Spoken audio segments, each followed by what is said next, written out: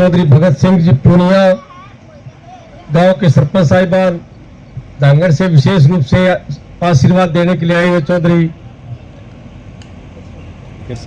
शिव चरण सिंह जी चरना, सुशील कुमार जी बिश्नोई, चौधरी कृष्ण कुमार जी बुडानिया, चौधरी चंद्रभान जी खरबास,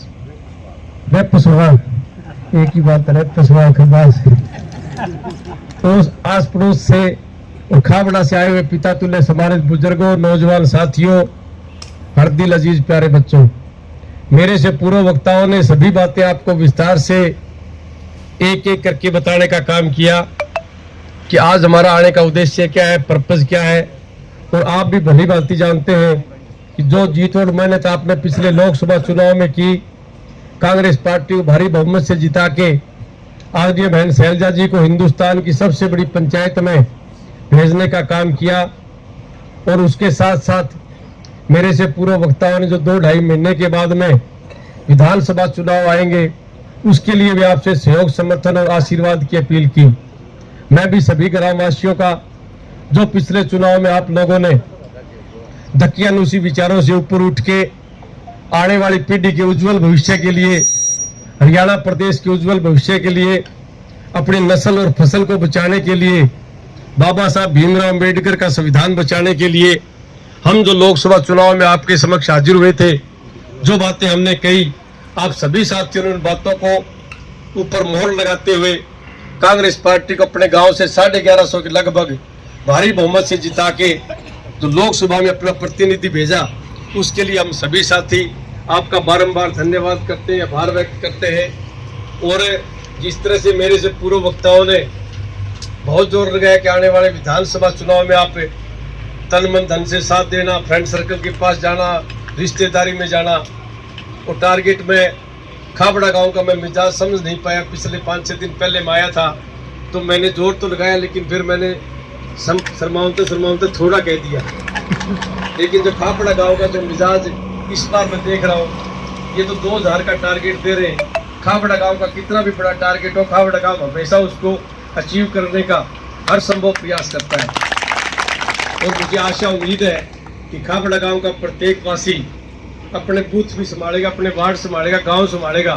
और इसके साथ साथ पूरे विधानसभा क्षेत्र में जहां भी उसकी जानकारी है, रिश्तेदारी है, फ्रेंड सर्कल है, मिलने वाले हैं, चुनाव के दौरान कैंपेनिंग करेगा और एक एक वोट के लिए जी तोड़ मेहनत करेगा। क्योंकि खाबड़ा गांव भट्टू ब्लॉक को बहुत ज़्यादा प्रभावित करता है। भट्टू मंडी में जब भी जिक्र चलता है राजनीति का, तो वो सारी बात खत्म होने के बाद में पूछते हैं कि खाबड़ों के माहौल है। जब खाबड़े गांव की जो हवा चलती है, जो 27-28 गांव भट्टू ब्लॉक के हैं, उनको आपके गांव की हवा प्रभावित करती है। इसलिए खाबड़ा गांव के प्रत्येक साथी की जिम्मेवारी भी और गांव से थोड़ी ज़्यादा बनती है। और आप जिस तरह से आपकी कार्य प्रणाली दिख रही है, आपका जोश दिख रहा है, मुझे यकीन, विश्वास और भरोसा है कि जब भी चुनाव होंगे आप जी तोड़ मेहनत करके भारी बहुमत से फतेहाबाद विधानसभा से अपना प्रतिनिधि चुन के हरियाणा विधानसभा में भेजने का काम करेंगे। क्योंकि आप भली भांति जानते हैं, मौजूदा सरकार कभी भी हमारी हमदर्द नहीं हो सकती। जिस तरह चाहे केंद्रीय बजट की बात हो, चाहे कल मुख्यमंत्री का फतेहाबाद के अंदर आगमन हो। केंद्रीय बजट की बात थोड़े शब्दों में करूं तो आज हरियाणा प्रदेश के 3 मंत्री केंद्र के अंदर है, लेकिन वित्त मंत्री ने कहीं भी हरियाणा का नाम लेना भी मुनासिब नहीं समझा, कहीं भी कोई नई घोषणा नहीं करी। हम सोच रहे थे कि फतेहाबाद को रेल लाइन से जोड़ेंगे या और भी बहुत सी कोई औद्योगिक घोषणा करेंगे, या और हमें कोई जो जन सुविधाएं मिलनी चाहिए केंद्र सरकार से, उनकी घोषणाएं होंगी। लेकिन उन्होंने सिर्फ बिहार और आंध्र प्रदेश के सिवाय किसी का कोई नाम लेना मुनासिब नहीं समझा। इनकी एक चाल है, दोस्तों को पटा के रखो और किसी तरह अपनी कुर्सी बचा के रखो। इनका देश से, प्रदेश से, विकास से इनका कोई लेना देना नहीं है। और इसी तरह से कल मुख्यमंत्री फतेहाबाद के अंदर एक प्रगति रैली करने के लिए आए थे। आधिकारिक तौर पे मुख्यमंत्री नायब सिंह सैनी का ये पहला दौरा था। चुनाव के दौरान आए, उस टाइम वो चुनाव कैंपेनिंग के लिए आए थे, लेकिन ये आधिकारिक दौरा था तो लोगों को बड़ी उम्मीद थी फतेहाबाद विधानसभा के साथ साथ फतेहाबाद जिले के लोगों को भी कि भारी भरकम घोषणाएं करेगा, बहुत कुछ हमें देके जाएगा। और बीजेपी वाले भी पिछले हफ्ते 10 दिन से बड़ी बड़ी बातें कर रहे थे, मेडिकल कॉलेज जाएंगे, 4 लाइन बनाएंगे, औद्योगिक की घोषणा कराएंगे, और भी बहुत सी बातें कर रही थी। और मैं भी आशावान था कि चुनावी समय है, मुख्यमंत्री कुछ ना कुछ तो करके जाएंगे। लेकिन जिस तरह से मुख्यमंत्री का कल का भाषण सुना, उसके शब्द कोश देखे, तो मुझे ये लगता है कि मुख्यमंत्री अभी मानसिक तौर पे तैयार ही नहीं है। अभी तो मुख्यमंत्री बन गया कि वो अभी तक पूर्व मुख्यमंत्री मनोहर लाल खट्टर की छत्र छाया से बाहर नहीं आ चुका है। वो अपने आप को विधायक ही समझता है अभी तक। वो कल बात कर रहा था कि हमें बिजली के जो ढीले तार है उनको ठीक कराएंगे और फतेहाबाद के वार्ड 13-14 में बूस्टिंग स्टेशन लगाएंगे। अब ढीले तार ठीक करना, वोल्टेज कम होती है उसको ठीक करना, ये तो निरंतर प्रशासनिक सुधार का काम है। ये तो एसडीओ जेई एक्शन लेवल की बात है और ये निरंतर होते रहते हैं। और बूस्टिंग स्टेशन अगर कोई विधायक या जिला परिषद का मेंबर या एमसी बात करे तो बात जचती है। मुख्यमंत्री को कम से कम वाटर वर्क्स की बात करनी चाहिए थी, लेकिन वो तो बूस्टिंग स्टेशन और खंबे से ऊपर नहीं आया। इसलिए मुझे कहने पर मजबूर होना पड़ा कि मुख्यमंत्री मानसिक तौर पर तैयार नहीं है कि हरियाणा प्रदेश का मुख्यमंत्री है। अगर वो मानसिक तौर पर तैयार होता तो हुड्डा सेक्टर के अंदर और अल्फा सिटी में आम जनमानस कई सालों से मांग कर रहे हैं कि हमें नहरी पानी मिलना चाहिए, नया वाटर वर्क्स बनना चाहिए, उसको हुड्डा सेक्टर के लिए वाटर वर्क्स की घोषणा करनी चाहिए थी। और जिस तरह से पीली मंदोरी के लोग पिछले कई दिनों से वहाँ पे 33 kV सब स्टेशन बिजली घर की मांग कर रहे हैं, लेकिन उन बातों पे वो गया नहीं। वो सिर्फ है खंबे और बूस्टिंग स्टेशन तक रुक के रह गया। और हमारे जनप्रतिनिधि ने 42 मांगे वहाँ पे रखी, उनकी तरफ उसने देखना भी मुनासिब नहीं समझा। लेकिन जब भाषण समाप्ति की तरफ था, फिर हमारा विधायक कान में जाके उसको कहता है कुछ तो करके जाओ, नहीं तो मैं क्या उड़ामा दूंगा। फिर उसने ले दे के 10 करोड़ की घोषणा करी। और मुझे लगता है इनकी कार्य प्रणाली को देखते हुए वो 10 करोड़ भी घोषणा रह जाएगी, आना जाना कुछ नहीं है। ये घोषणा बड़ी बड़ी करते हैं, क्योंकि 1 साल पहले पूर्व मुख्यमंत्री मनोहर लाल खट्टर ने विधुर पेंशन की घोषणा करी थी, लेकिन 1 साल के अंदर उसके अंदर कोई प्रोग्रेस नहीं है। ये सिर्फ घोषणा करके हमें गुमराह करने का प्रयास करते हैं। इन लोगों को आपको सजग और सावधान रहना पड़ेगा। और जब चुनाव आएंगे तो ये बीजेपी वाले षड्यंत्रकारी लोग हैं, ये आपके सामने नकाब की तरह चेहरा बदल बदल के आएंगे, हर तरह से आपको गुमराह करने का प्रयास करेंगे। जातिवाद का जहर घोलेंगे, धार्मिक जहर घोलेंगे, बड़े और छोटे का जहर घोलेंगे, क्योंकि इनकी चाल है। जहाँ भी ये जाते हैं वहाँ पे ये कोई ना कोई इस तरह का मुद्दा लोगों के बीच में फूट डालने वाला काम करते हैं। इनकी एक चाल है। अगर ये जम्मू कश्मीर में जाएंगे तो जम्मू कश्मीर पंडितों की और नॉन पंडितों की बात करेंगे, और जब ये पंजाब में जाएंगे तो गुरु ग्रंथ साहब की बेअदबी की बात करेंगे, और जब ये यूपी में जाएंगे तो हिंदू और मुसलमान की बात करेंगे, और जब ये बिहार में जाते हैं तो यादव और कुर्मी की बात करते हैं, और जब बंगाल में जाते हैं तो रोहिंग्या मुसलमान और मुसलमानों की बात करते हैं, और दिल्ली और चंडीगढ़ जैसे बड़े शहरों में जाते हैं तो शहरी और ग्रामीण की बात करते हैं, और हरियाणा में आते हैं तो बहुत जात पात का जहर घोलते हैं, और जब किसानों के पास जाते हैं तो छोटा किसान और बड़े किसान की बात करते हैं। इनका एकमात्र उद्देश्य है किस तरह से लोगों को गुमराह करके उनके अंदर फूट डाल के हमारी राजनीतिक रोटियां सेकने का हम काम करें। इसलिए बुजुर्गों, नौजवान साथियों, ये आने वाला विधानसभा चुनाव हमारे आने वाली पीढ़ी के लिए, हमारी नस्ल और फसल के लिए, हरियाणा प्रदेश के उज्जवल भविष्य के लिए बहुत ही महत्वपूर्ण चुनाव है। सभी साथी अपने छोटे मोटे विचारों को भुला के, रस्से बोरे की लड़ाई को भूल के, गली मोहल्ले की लड़ाई को भूल के एक साथ होके और अपने जनप्रतिनिधि यहाँ से चुनने का काम करें। क्योंकि जिस तरह से जनप्रतिनिधि आपका अपना यहाँ से जाएगा तो वो आपकी बातों को बखूबी समझ सकेगा। सरपंच साहब कह रहे थे कि हमें वचन दो, भी कोई छोटा मोटा है तो भी आप उसको जवाब नहीं दोगे। ये रिकॉर्ड की बात है, कोई साथी रिकॉर्ड करना चाहे तो रिकॉर्ड कर सकता है। मैं आपसे ये वादा करता हूँ कि खाबड़ा गांव से किसी को मेरे पास मध्यस्थी की लाने की जरूरत नहीं है, किसी मीडिएटर को लाने की जरूरत नहीं है। अगर मैं नाम भूल जाऊँ तो वो आके ये कह सकता है कि मैं खाबड़ा गांव का हूँ और फलाना मेरा काम है, उसके बाद में मेरा काम है, मैं उसके पैर के लिए पग जुत्ती नहीं डालूंगा। ये बात आप रिकॉर्ड कर लो, और 2-2.5 महीने बाद में अगर मैं कोई नालायकी करूँ, मैं कोई गुस्ताखी करूँ तो आप मुझे ये बात सुना सकते हो। और बुजुर्गों, नौजवान साथियों, पिछले जो मेरा टेन्योर था 2014 से 19, हो सकता है उसके अंदर कुछ गलती रह गई हो, कुछ काम ना कर पाए हो।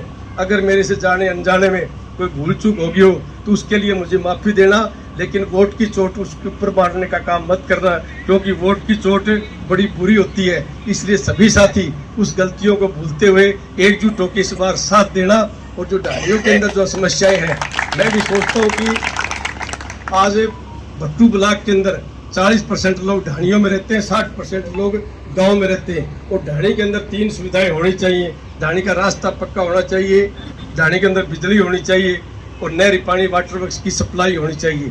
क्योंकि ना तो लाइट के बगैर काम चलता, और आजकल शिक्षा संस्थान की बसें भी प्रत्येक ढाणी में आती हैं। अगर रास्ता कच्चा होगा तो हमारे बच्चे पढ़ नहीं पाएंगे, और पानी कहीं पे खारा है कहीं पे मीठा है, उनको नहरी पानी की सप्लाई मिलनी चाहिए। ये भी मैं आपसे वादा करता हूँ कि जब भी कोई ठीक ठाक सूत बैठेगी तो फतेहाबाद विधानसभा की कोई भी ढाणी ऐसी नहीं रहेगी जहाँ पे ये तीनों सुविधाएं ना मिले। मैं हर संभव प्रयास करूंगा ये तीनों सुविधाएं तो प्रत्येक ढाणी को मिलनी चाहिए। और आपके गांव की जो सेम की समस्या है उसको मैंने पहले भी पुरजोर तरीके से उठाने का काम किया था, चाहे कोई विधानसभा के पटल की बात हो, चाहे कोई दूसरी जगह हो, लेकिन उसके अंदर कहीं ना कहीं तरक्की भी हुई थी, उसके अंदर एस्टीमेट भी बने थे, लेकिन वो कुछ कागजी कार्रवाई की वजह से पेंडिंग रह गए। अब हमारे यहाँ पे जो ट्यूबवेल लग रहे हैं ये भी अच्छी स्कीम है, अगर ये निरंतर चलते रहे तो उससे हमें कुछ ना कुछ छुटकारा सेम से मिल सकता है। मेरे तो इस मंच के माध्यम से सरकार से मांग है कि उस ट्यूबवेल को आप 24 घंटे निरंतर बिजली सप्लाई से जोड़ें, और वहाँ पे कौशल रोजगार के तहत एक लड़के को रोजगार दें ताकि वो बच्चा उसको 24 घंटा चला सके। अगर हम किसी के खेत के अंदर ट्यूबवेल लगाएंगे और उस किसान की ड्यूटी लगाएंगे तो शायद वो हो सकता है ड्यूटी ना दे पाए, क्योंकि किसान एक सामाजिक व्यक्ति होता है, उसके भी सामाजिक काम होते हैं, वो इधर उधर जाना पड़ सकता है। लेकिन अगर कौशल रोजगार के तहत एक आदमी की ट्यूबवेल पर ड्यूटी लगेगी तो 24 घंटा बिजली सप्लाई होगी, तो इनसे हमें कहीं ना कहीं राहत मिलेगी। या तो ये 2-3 महीने में कर देंगे, नहीं तो 3 महीने के बाद में जब अपना समय आएगा तो इन सभी बातों का विस्तार से गहराई सोचते हुए सभी बातों का निवारण करने का काम करेंगे। और जो भी हमारी छोटी मोटी और समस्याएं हैं उन समस्याओं को रहने नहीं देंगे। आप चिंता मत करिए, मैं आपकी भली भांति जानता हूँ। और जो हमारी एक मेडिकल कॉलेज की घोषणा थी मुख्यमंत्री कल करनी थी, ये मेडिकल कॉलेज हमारे लिए आने वाली पीढ़ी के लिए जीवन मरण की रेखा है। ये मेडिकल कॉलेज अगर यहाँ पे बनेगा फतेहाबाद जिले में तो बहुत से डॉक्टर यहाँ पे बढ़ के जाएंगे। और हम भी प्रयास कर रहे थे मेडिकल कॉलेज जिला मुख्यालय पे बनना चाहिए, डिस्ट्रिक्ट हेडक्वार्टर बनना चाहिए। अब इन्होंने टवाड़ा के रसूलपुर गांव में लगा दिया, जहाँ पे ना तो कोई आने जाने का साधन है, ना तो कोई बच्चे जा सकते हैं। अगर बेटियां वहाँ पे MBBS करेंगी तो उनको आने जाने में दिक्कत है, और सुरक्षा के लिहाज से वो जगह ठीक नहीं है। मैं सोचता हूँ कि अगर ठीक ठाक रहा ये इसी तरह मामला चलता रहा, जो 200 बेड का जो हमारा हॉस्पिटल फतेहाबाद में बन रहा है उसके पास में 10 एकड़ जमीन रिक्वायर करके हर संभव प्रयास करेंगे कि फतेहाबाद के अंदर मेडिकल कॉलेज आना चाहिए। लेकिन ये मेडिकल कॉलेज शुरू में यहीं पे प्रस्तावित था, हमारे विधायक की नालायकी की वजह से, नासमझी की वजह से, जिसको विकास की विकल्प नहीं पता, उसको नहीं पता कि मेडिकल कॉलेज की क्या अहमियत होती है, क्या इसकी इम्पोर्टेंस होती है। इसी तरह से आज जो हमारा विधायक है ये 2004 से लेकर 2009 तक भी विधायक था। उस समय भुन्ना शुगर मिल जो हरियाणा की सबसे बड़ी भुन्ना शुगर मिल थी, उसको भी सरकार ने औने पौने दामों पे मात्र 42 करोड़ बेचने का काम किया था। उस टाइम भी मैंने विधायक को फोन करके कहा था कि आप जाके CM की कोठी के आगे उसको चेतावनी दो, अगर आप मील बेचोगे तो मैं यहाँ पे मरण व्रत रख दूंगा, ये मील में बिकने नहीं दूंगा। तो किसी भी मुख्यमंत्री की ताकत नहीं होती कि विधायक की वो अनदेखी करे, लेकिन इसने तो कहीं कोई नाम ही नहीं लिया और औने पौने दामों में बिकी। अगर वो मील बंद पड़ी रहती तो जब कभी अच्छा समय आता तो हम उसको चलाते, और वो मील भी हमारे फतेहाबाद जिले में विकास के मामले में मील का पत्थर साबित होती। और भी हम बहुत सी बातें आने वाले समय में, जब भी अच्छा समय आएगा, मेरे दिमाग में इस तरह बहुत सी योजनाएं हैं ताकि जब भी कोई ठीक ठाक समय आए तो भलाई लेने का काम करें। और भलाई लेने का एक ही काम है, जनता के दुख सुख में शामिल होए, उनकी मांगों को माने, उनके काम करें, ताकि 15-20 साल के बाद में जब आम जनमानस अपने अपने विधायकों की तुलना करता है तो फिर वो अच्छे और माड़े की एक दूसरे से तुलना होती है। तो अच्छा काम करता है उसको अच्छा बताते हैं, जो निकम्मा काम करता है उसको निकम्मा बताते हैं। तो मैं भी सोचता हूँ कि थोड़ी भलाई ले लें, लेकिन ये भलाई तभी संभव होगी जब सभी साथी मिलजुल के आने वाले विधानसभा चुनाव में डट के साथ दोगे और अपना जनप्रतिनिधि भेज के हरियाणा विधानसभा भेजने का काम करोगे। एक बार यहाँ पे बुला के जो मेरा मान सम्मान बढ़ाया, जो इज्जत बख्शी, उसके लिए मैं तहे दिल से प्रत्येक गाँववासी का आभार व्यक्त करता हूँ। और चौधरी भगत सिंह पूनिया जी ने जो हमें आपस में मिलने का मौका दिया, चौधरी भगत सिंह पूनिया जी का भी मैं हार्दिक तौर पे आभार व्यक्त करता हूँ, धन्यवाद करता हूँ। जय हिंद।